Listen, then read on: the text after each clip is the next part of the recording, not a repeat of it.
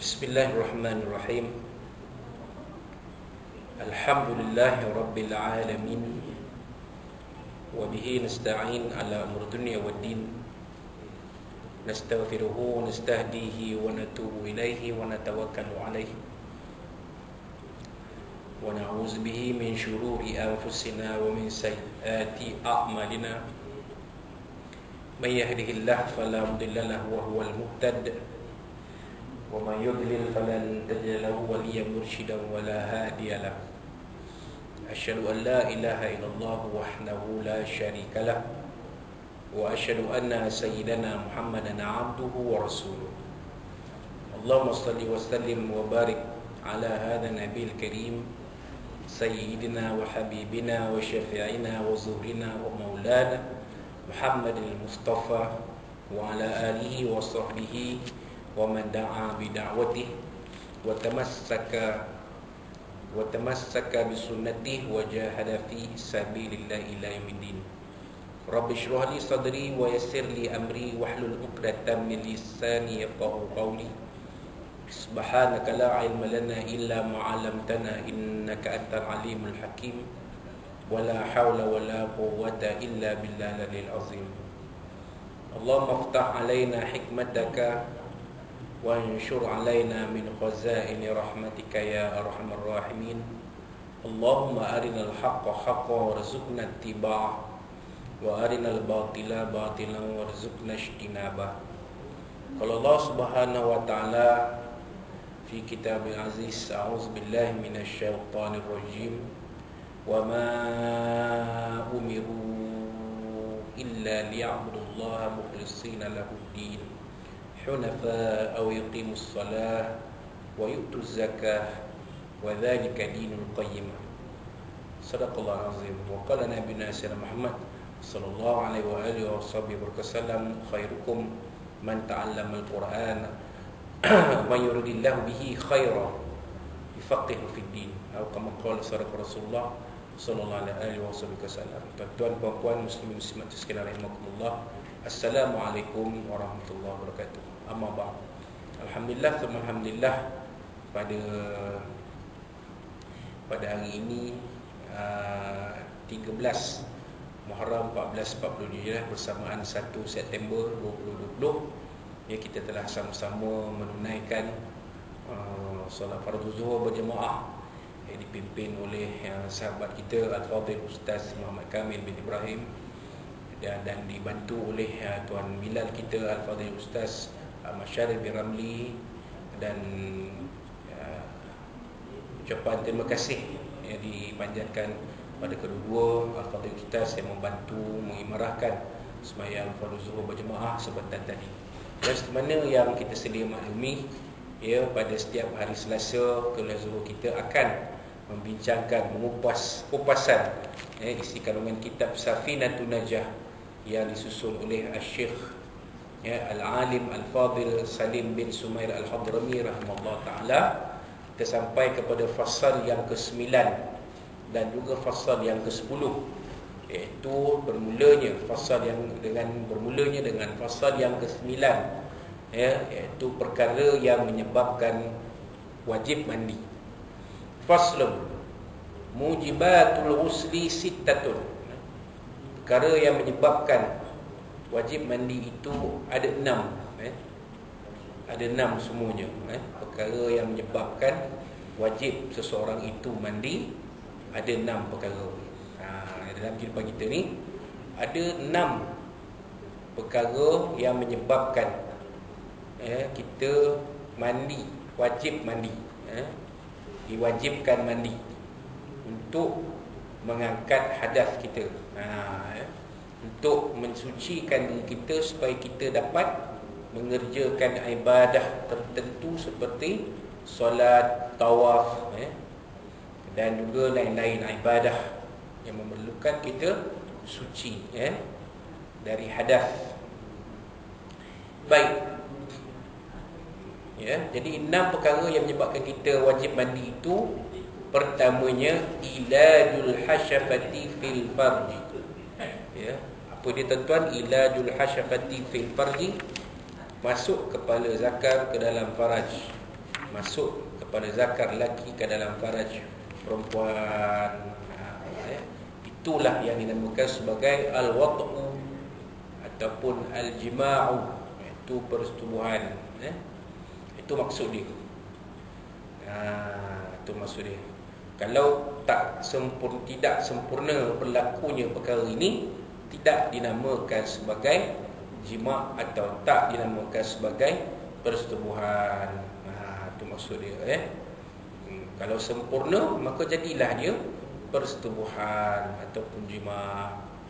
Maka bila berlaku perkara ini, maka walaupun tiada apa-apa yang berlaku, maksudnya tidak ada berlaku keluarnya perkara yang kedua kita sebut tadi, maka tetaplah wajib mandi.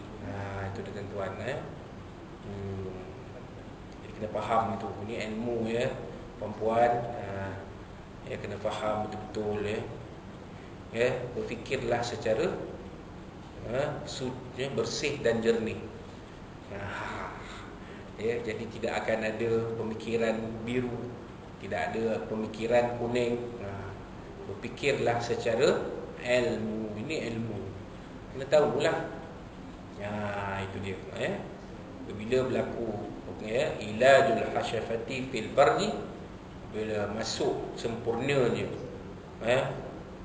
kepala zakar lelaki ke dalam faraj wanita, maka wajiblah kedua-duanya mandi.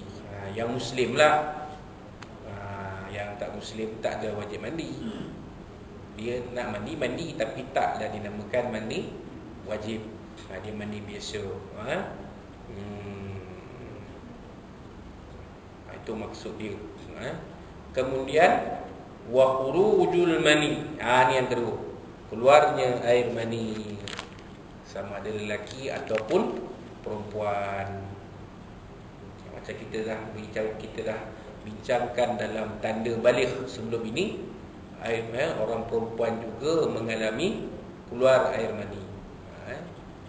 Jadi lelaki pun ada, perempuan pun ada sebenarnya. Jangan kata lelaki ada, perempuan tak ada. Perempuan pun ada. Lelaki ada, perempuan pun ada. Perempuan pun boleh datang tanda baligh apabila keluar air mani.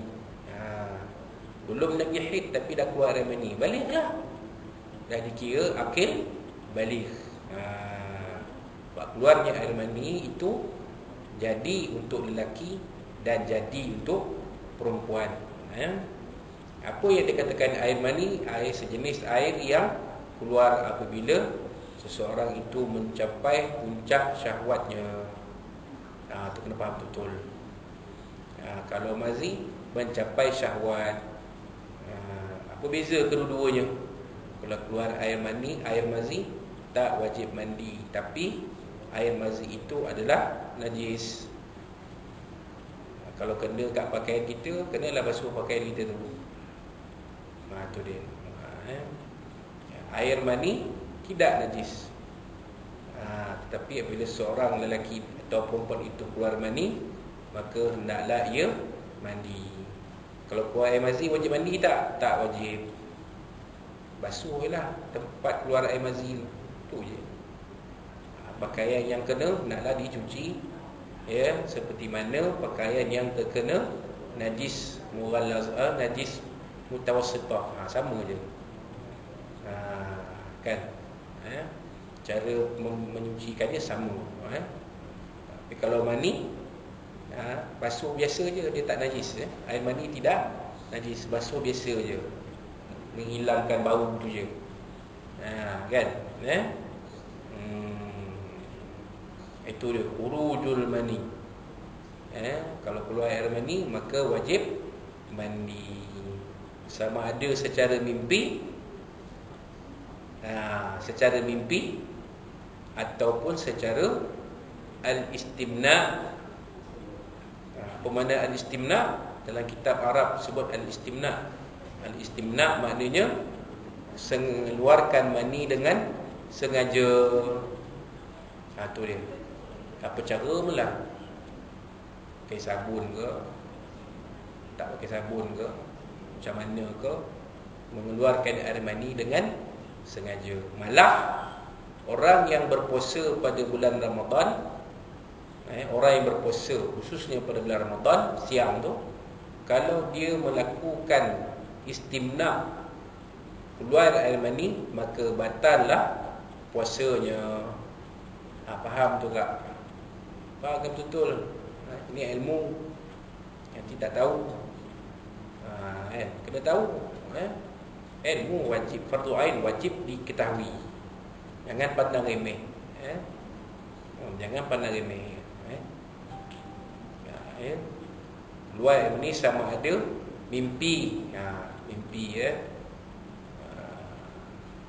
atau dengan cara persetubuhan, atau dengan cara sengaja keluarkan istimna bil yad ke bi ghairi yad ke, itu maksud dia kan. Arabnya fahamlah. Kalau keluar air mani itu dengan apa-apa cara yang disebut tadi, maka wajiblah seseorang itu mandi. Kemudian yang ketiga, wal hidu, iaitu keluar darah haid.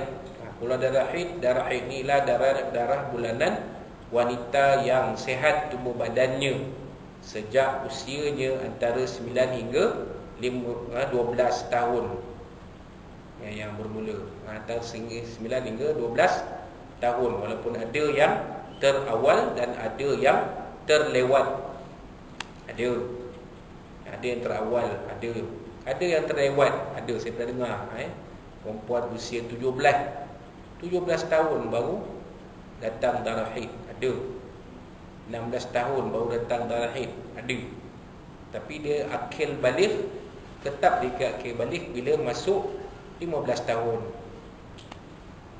Tetap dikira akil baligh. Walaupun dia belum datang darah haid, belum keluar air mani, perempuan lah. Atau lelaki belum keluar air mani lagi, masuk 15 tahun dah, kira akil baligh. Darah haid, darah bulanan, paling kurang seketika, seperti mana Sayyidatuna Fatimah Az-Zahra radhiyallahu anha. Seketika ya, kejap nak bagi tahu kata boleh mengandung. Sekejap. Sebab itulah digelar Az-Zahra. Apa makna Az-Zahra? Bunga. Kan, wanita bunga. Kenapa? Kerana Sayyidatuna Fatimah ni tidak pernah datang haid seumur hidupnya, melainkan seketika itu sahaja. Itu dalam sejarah dia. Lain-lain tak pernah. Tapi paling lama 15 hari 15 malam. Lebih daripada itu dia tak dikatakan darah haid, dia dikatakan darah istihadah. Tu dia. Kalau tuan-tuan perempuan nak tahu penerangan lanjut tentang darah haid ni, lihatlah dalam ceramah yang disampaikan oleh Ustaz Ahmad Rozaini di Mes Pegawai tahun sudah ke tahun 2018. Ada dalam rakaman yang ada dalam YouTube, kita masukkan. Cek balik tengok fake wanita, ceramah fake wanita, boleh cek balik kat situ. Bagaimana kaedah dia. Baik, wan nifasu, iaitu darah nifas. Darah nifas ialah darah yang keluar dari perempuan yang telah baru melahirkan anak.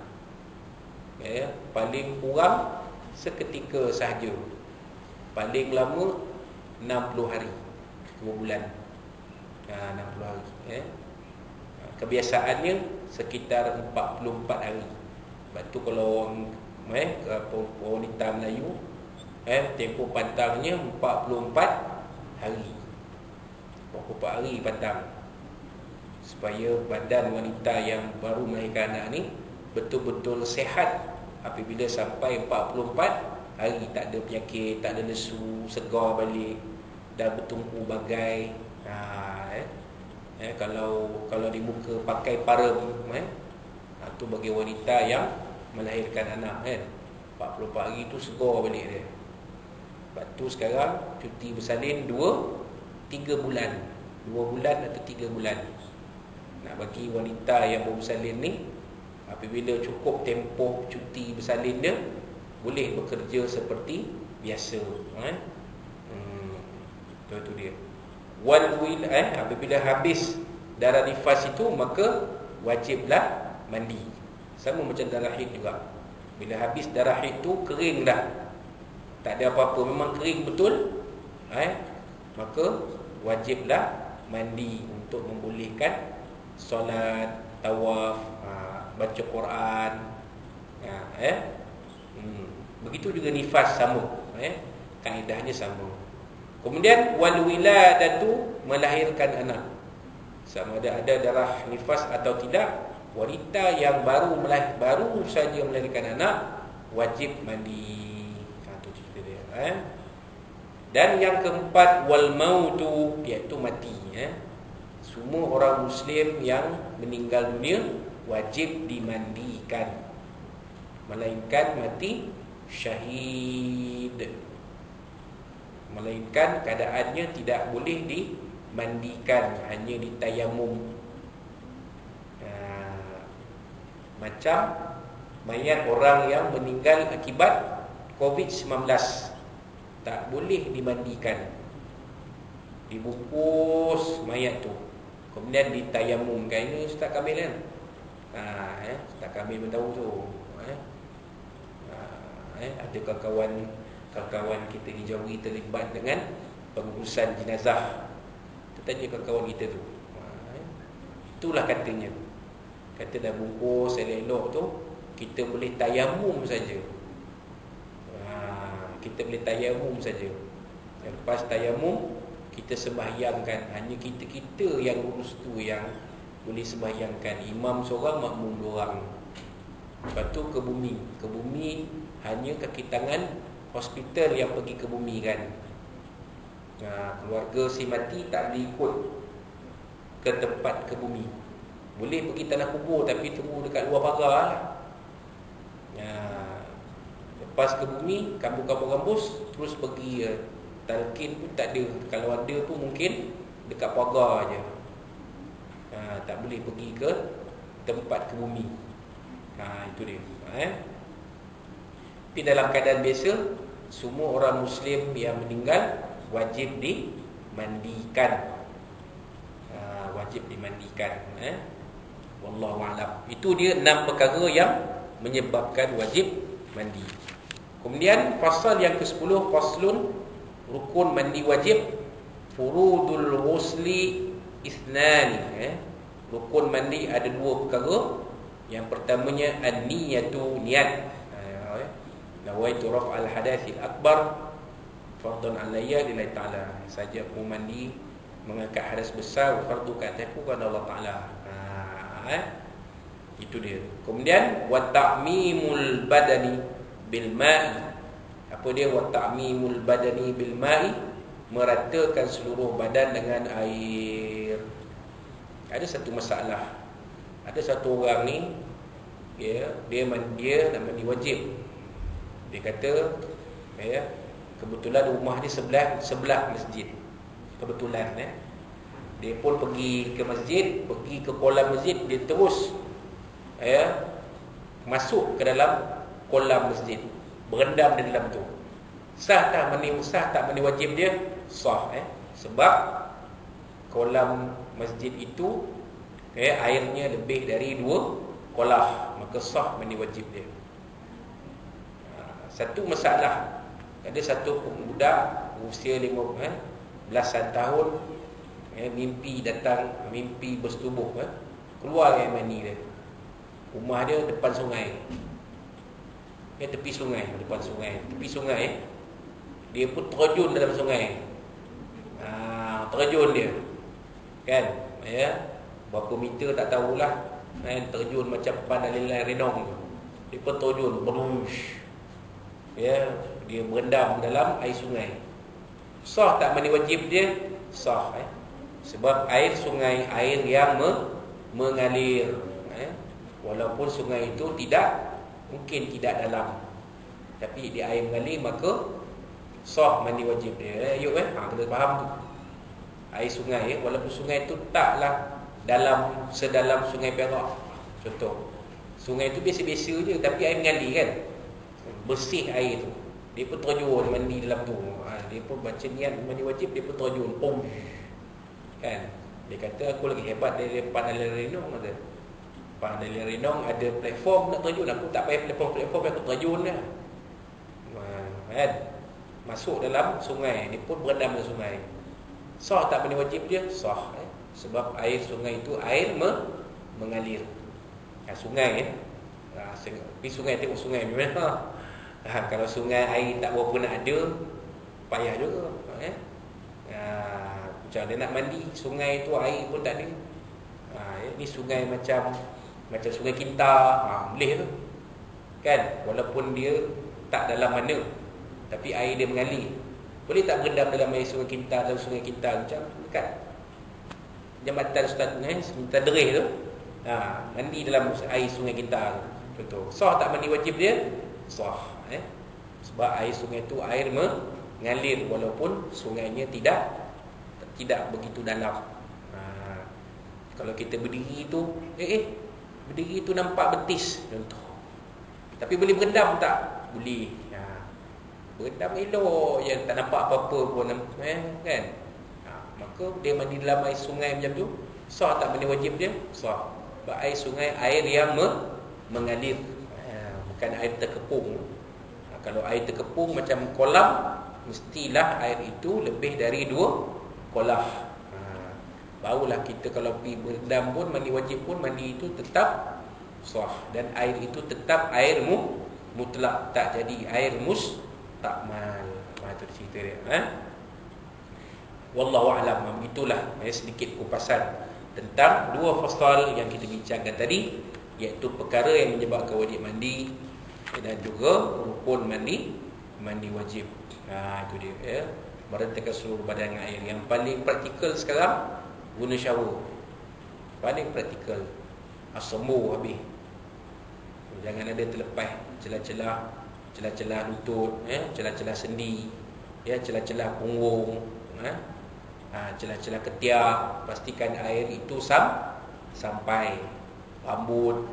Perempuan jaga, pastikan rambut itu basah semuanya. Kan? Jadi senang pakai shower kan. Kena pula shower yang termelekat tu lagi senang. Kalau shower yang panjang macam belalai tu nak kena pegang pula. Sebelah tangan nak pegang kan begitu. Kan? Kalau shower tu melekat statik, mudah. Kita kan masa rambut tu kita basuh je rambut tu, bagi rata air tu. Kan? Itu maksudnya. Ta'mimul badani bil ma'i, meratakan seluruh badan dengan air. Wallahu a'lam. Insyaallah pada kuliah kita akan datang, kita akan sambung dengan fasal yang ke-11 yang seterusnya, iaitu syarat sah wudu. Yang baik itu dari Allah SWT dan yang kurang itu daripada kita semua. Semoga ada manfaat apa yang dapat dikongsikan. Wallahu a'lam. Barakallahu fikum. Qul qaliza fa fa'zimini wa lakum. Wabillahi wa taufiq. Wassalamualaikum warahmatullahi wabarakatuh.